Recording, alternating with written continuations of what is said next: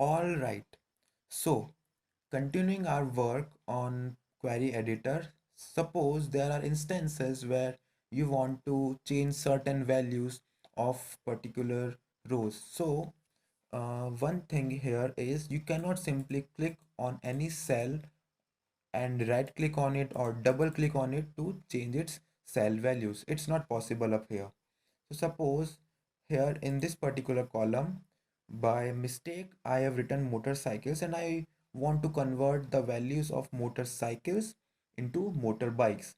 So to do that, to bulk rename all those value, what I will do is simply click on the column and here I will find the option of replace values. So when you click on replace values, it will ask us to find the values which we want to replace. So I'll just simply write motor cycles and I have to replace it with motor bikes. So when I click on OK, it will simply replace all the values of motorcycles into motorbikes. So this is one way of replacing all the values in this format just by simply clicking on replace values.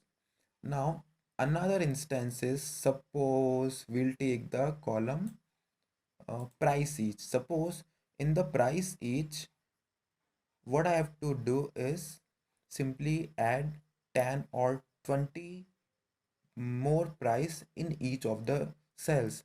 What I want to do is for each product I want to add 20 more to this. Like for 81.35 I want to add 20 more, so it will change into 101.35. Same I have to do it with the each and every value here. So we can bulk add those values as well. So to do that, what we have to do is simply click on transform, and here you will find this option of transforming values, performing some calculations. So when you click on standard, so it will ask what you have to do is, so suppose for in this particular column I want to add some value.